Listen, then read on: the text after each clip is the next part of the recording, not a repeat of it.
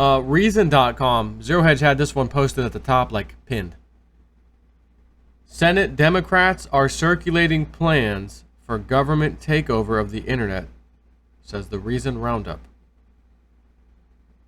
A leaked memo, which is now circulating among Senate Democrats, contains a host of bonkers authoritarian proposals for regulating digital platforms, purportedly as a way to get tough on Russian bots and fake news, which to you means not Russian bots but real people, and not fake news but real news, so that they can propagandize you with their fake news and their fake mainstream media.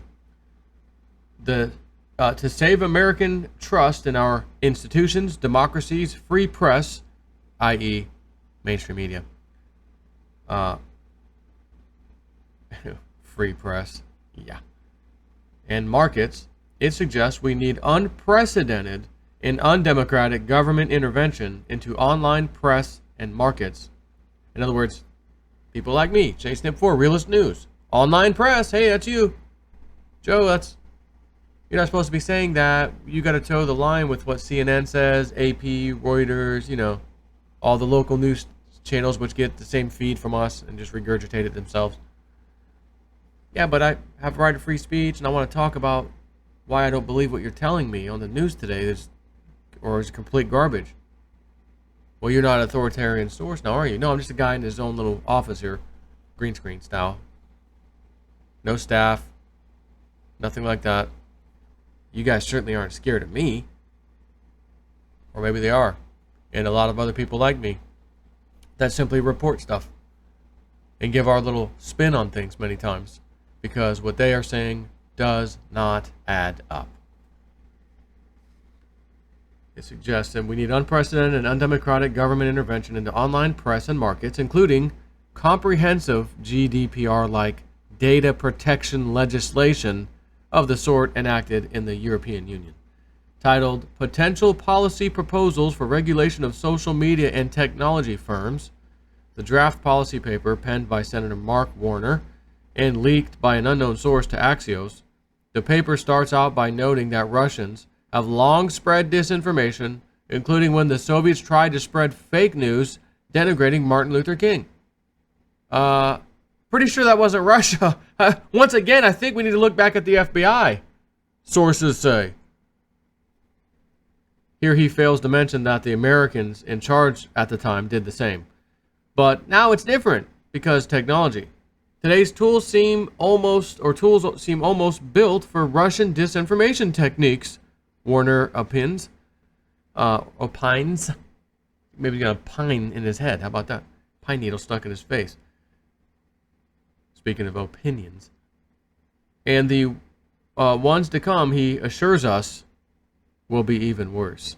Here's how Warner is suggesting we deal. Mandatory location verification.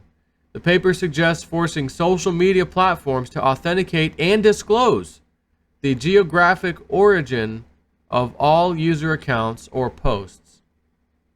I thought we were secure in our papers and persons, and the police or government can't just stop you and ask you where you're going, where were you. I mean, they can ask you, but you can honestly go tell them to pound sand and not answer it. There's no legal right or obligation for you to tell any police officer, any law enforcement, FBI, anybody where you're going or where you came from. They will certainly ask you that, but you can tell them, matter of fact, do you suspect me of a crime? No. Then leave me alone. I'm walking away. Am I detained? No, I'm out. I don't answer questions, and then you leave. That's it. You're not detained. I don't answer questions, and then you leave. But in this case, nope. We want the social media giants, of course, the Googles, the YouTubes, the Facebooks, the Twitters, the same ones, to automatically authenticate and figure out where you are. And when you post something, where you were when you posted it. We got to know who is exposing our agenda. That's what this is about. Mandatory identity verification. The paper suggests forcing social media and tech platforms to authenticate user identities and only allow authentic accounts. Inauthentic accounts not only pose threats to our democratic process, but undermine the integrity of digital markets.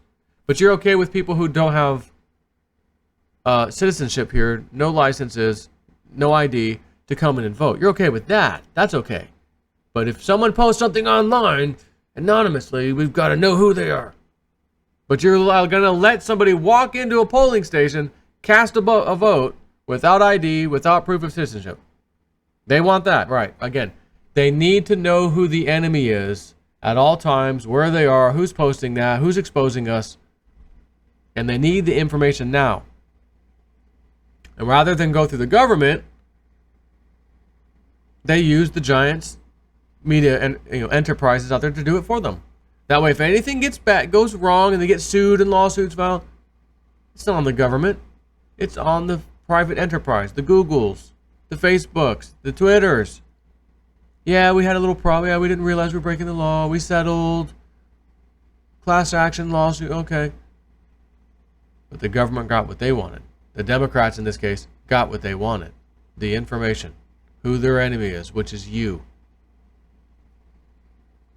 Remember old John Teeter? I can't ever forget about that story. He says, you ever watch... He's like, it's interesting. I watch these... Oh, I gotta take that call. Stand by.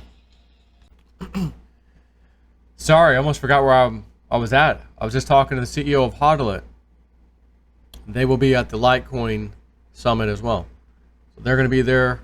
I'm going to be there. Bitcoin Ben, Bix, a bunch of us are going to be there. I believe Omar Bam is going to be there. Quite a few people. It'll be a good time, man. I'm really looking forward to this. But anyways, back to the story here. Mandatory identity verification. The paper suggests forcing social media and tech platforms to authenticate user identities and only allow authentic accounts. Inauthentic accounts not only pose threats to our democratic process, but undermine the integrity of digital markets. With failure to appropriately address inauthentic account activity punishable as a violation of both the Security and Exchange Commission disclosure rules and or Section 5 of the Federal Trade Commission Act. What? And then bot labeling. Warner's paper suggests forcing companies to somehow label bots or be penalized. No word from Warner on how this will be remotely feasible. And then define popular tech as essential facilities. These would be subject to all sorts of heightened rules and controls, says the paper, offering Google Maps as an example of the kinds of apps or platforms that might count. The law would not mandate that a dominant provider offer the service for free, writes Warner. Rather, it would be required to offer it on reasonable and non-discriminatory terms provided by the government. Other proposals include more disclosure requirements for online political speech, more spending to counter supposed cybersecurity threats, more funding for the Federal Trade Commission, a requirement that companies' algorithms can be audited by the feds, and this data is shared with universities and others. You mean all the liberal universities out there? Yeah. And a requirement of interoperability between dominant platforms. So we need all the... Again, this is the SEC. NSA. This is NSA on steroids, but let's not keep it in the government. Let's just make it sound like it's just Google and the Facebooks and Twitters linking up and knowing exactly where you are, who you are, what you posted, where were you when you posted it. How about no? How about I'd like to be free to go about my business without anyone knowing where I am, logging where I am, what I've done. Pretty sure that's a violation of the Constitution. Fifth Amendment and whatnot. Anyways, I'll go ahead and link this. And do I think they're going to be successful with this? Not a chance in hell, to be honest with you. But they're going to try like hell. Take care.